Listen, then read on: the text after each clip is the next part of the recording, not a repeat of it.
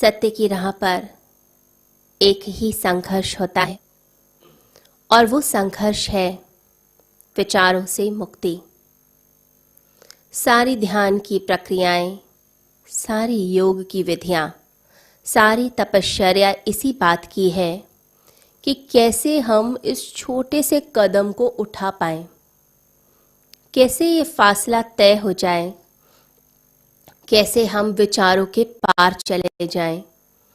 ये विचार ही बाधा उत्पन्न करते हैं और इन्हीं के कारण हम सत्य तक नहीं पहुंच पाते।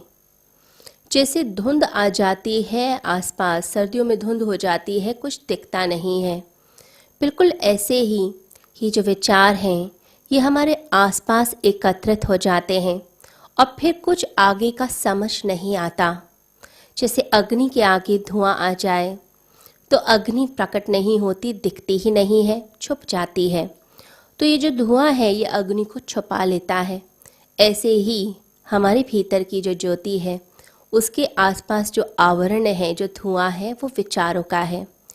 शरीर चक्र को पार करना फिर भी आसान है, परंतु विचार चक्र को पार करना अत्यधिक मुश्किल होता है। आखिरी तक व्यक्ति विचार की जड़ को पकड़े रखता है, सोचता है कि कहीं मेरे विचार खो गए, मेरा मन खो गया तो कहीं मैं ही न खो जाऊं, क्योंकि विचारों को हम अपना अस्तित्व समझते हैं, अपनी आइडेंटिटी समझते हैं। तो मन कैसा है? मन ग्रामोफोन की तरह है। कुछ गाने हमने रिकॉर्ड कर रखे हैं, कुछ रोने हमने रिकॉर्ड कर रखे हैं, कुछ हंसी की बातें रिकॉर्ड कर रखी हैं, कुछ खुशी की बातें, कुछ गम की बातें, कुछ पुरानी बीती स्मृतियाँ। वो सब चीज़ें हमारे मन के ट्रैक में चलती रहती हैं। तो कुछ ट्रैक्स रिपीट होते रहते हैं। जैसे ग्रामोफोन में कोई चीज़ अटक जाए, एक ही जगह एक ही गाना अटक जाए, वो बार बार रिपीट होता है। तो ऐसी यांत्रिक व्यवस्था हमारे अंदर है, पुनरुक्ति होती रहती है, बार बार रिपीटिशन होती रहती है।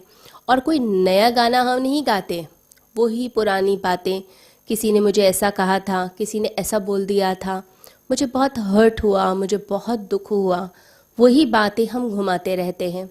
भविष्य की वही चिंताएं हम घुमाते रहते हैं।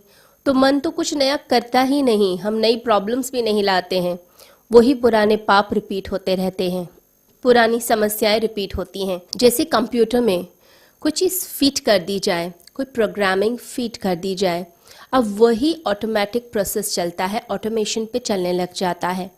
ऐसे ही मन में भी वही सारी चीज़ें रिपीट होती रहती हैं, वही सारी चीज़ें बार बार रिपीट होंगी, बार बार वो दोहराई जाती हैं, कोई नई चीज़ भी हम नहीं करते।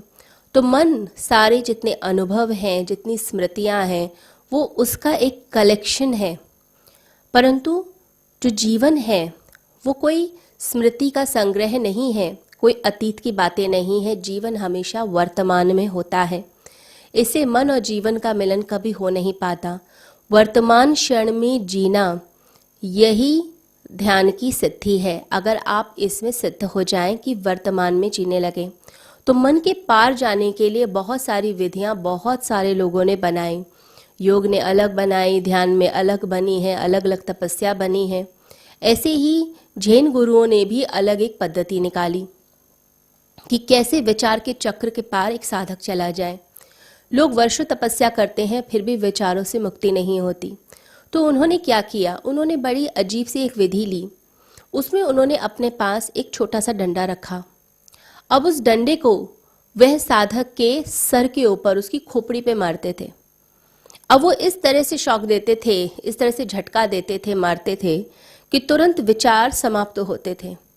अगर देखा जाए तो ये जो प्रतीक है डंडे का, ये बड़ा मूल्यवान होता है, क्योंकि गुरु जो है वो आपकी खोपड़ी, आपके विचार को ही तो छीनना चाहता है। वो चाहता है कि विचार लुप्त हो, तब आप आगे की यात्रा कर पाएं, आत्मा के तल तक पहुंच पाएं। अभी तो आप इसी में उलझे हुए हैं। तो वो एक तरीके का शॉक देता है जैन गुरु, जिससे विचार की जो प्रक्रिया है, जो वर्तुल है, टूटता है। बिल्कुल ऐसे ही जैसे कोई विक्षिप्त व्यक्ति जब एक ही बात को रिपीट करता है, आपने देखा है पागल जो है, जो विक्षिप्त हो गया है, वो एक ही चीज़ को लेकर पकड़ लेता है, उसको छोड़ता ही नहीं, वही वर्तुल चलता है, यानी कि एक सर्कल बन गया, एक लूप बन गया। अब उसी लूप में, उसी सर्कल में, उसी वर्तुल में वही एक चीज़ गोल गोल घूमती है। तो डॉक्टर क्या करते हैं, उसे शॉक दे देते हैं, तो शॉक से पीछे हटता है वो। तो पागल ठीक कैसे होता है शॉक से?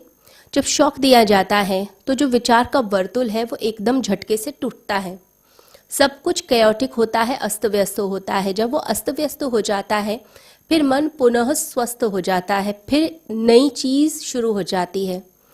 परंतु जो जैन गुरु होते हैं वो इलेक्ट्रिक शॉक इसलिए नहीं देते हैं क्योंकि ये जो शॉक की प्रक्रिया है ये बिल्कुल ऐसे है जैसे अंधेरे में कोई डंडा मार देता है। दोबारा से वो शॉक जब लगता है तो दोबारा जब मन की प्रक्रिया स्टार्ट होती है, विचार है, वो दोबारा से स्वस्थ होंगे या नहीं होंगे इस पर कुछ कहा नहीं जा सकता।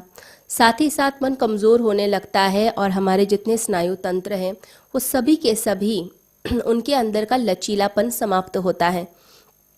लचीलापन समाप्त होता जाएगा तो बुद्धिमत्ता कम होगी, बुद्धिमत्ता कम होगी, आप प्रतिभाशाली नहीं रहेंगे, बस आप जीवन जी पाएंगे लेकिन आपके अंदर बुद्धि का विकास नहीं होता।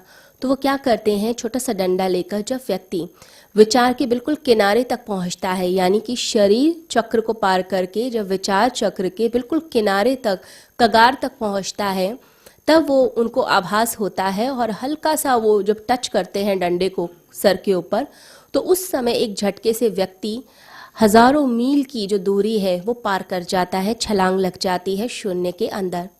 परंतु वो पता कैसे करते हैं, वो पता करते हैं आपके चेहरे के हाव भाव से, आपके चेहरों की जो भावभंगिमा बनती है, जो चेहरे पर जो इमोशंस आते हैं, जब आप निर्विचार होने लगते हैं, शांत होने लगते हैं, तब उस समय चेहरा एकदम आपका बदलता है। जैसे तनाव में आपका चेहरा बदल जाता है, क्रोध में बदल जाता है, ऐसे ही व्यक्ति जब बिल्कुल गहन शांति में जाता है, आनंद नहीं आया लेकिन शांति गहन होने लगी, तब उस समय वो समझ जाते हैं कि अब विचार की फ्रिक्वेंसी बहुत कम होती जा रही है, ये बिल्कुल किनारे पे है, धक्का दिया कि पहुंचा।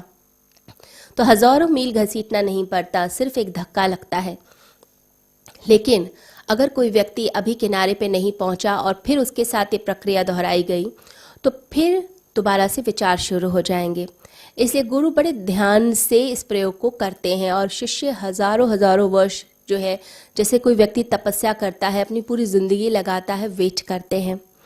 तो गुरु के सानिध्य में रहकर जब साधना की जाती है तो उसका फल मिल जाता है, परंतु इसके लिए श्रद्धा चाहिए, बुद्धि और विचार के पार जाने की क्षमता चाहिए। गुरु पर श्रद्धा यही अंतिम क्षणों में काम आती है। जब आप ध्यान करते हैं तब उस समय सिर्फ ये श्रद्धा काम आती है, तब आपको पता चलता है, गुरु कहते हैं छलांग लगाओ, और आपने श्रद्धा की और आपने छलांग लगा दी तो आप पहुंच जाएंगे। जो बुद्धि की बात मान लेता है वो कहता है इतनी बड़ी खाई है, मैं कैसे छलांग लगा दूं, वापस लौट जाता है। जो वापस लौट गया उसे कुछ प्राप्त नहीं होता। ऐसे ही कहते हैं कि एक अंधेरी रात्रि में एक व्यक्ति खो गया था, अमावस्या की रात्रि, कोई भी प्रकाश नहीं, ऊपर से बारिश भी हो गई थी तो कीचड़ ही कीचड़ था। बड़ी मुश्किल से टटोलते हुए अंधेरे में किसी तरह चल रहा था, जान बचा रहा था। बहुत चीखा, बहुत चिल्लाया, लेकिन कोई मदद के लिए उसके आया ही नहीं, क्योंकि कोई था ही नहीं। ऊपर से पहाड़ों में जो उसकी आवाज़ थी वो बार बार टकरा कर आ रही थी, इको इफेक्ट हो रहा था, उससे और भी ज़्यादा भयानक स्थिति हो रही थी, उसे और डर लग रहा था। अब जब कोई व्यक्ति भय में होता है तो हाथ पैर वैसे ही कप रहे होते हैं, कितनी भी सावधानी बरते पैर फिसलेगा, और उसका पैर फिसला। अब किसी गड्ढे की तरफ वो गिरा तो तुरंत उसने पेड़ की जड़ पकड़ ली। अब पेड़ की जड़ पकड़कर लटक गया, अंधेरी रात्रि में पेड़ की जड़ पकड़कर लटका हुआ है और मन में बार बार विचार आ रहे हैं, पता नहीं बचूंगा कि नहीं बचूंगा, बचूंगा कि नहीं बचूंगा। ऐसे ही साधकों के साथ भी होता है ध्यान में कि मेरा मन खो जाएगा, पता नहीं मैं बचूंगा कि नहीं बचूंगा, और विचार को पकड़े रखता है। अब उसको लगा एक क्षण में कि मेरे हाथ सुन्न हो रहे हैं, खून जम गया, अब तो भगवान हम गए।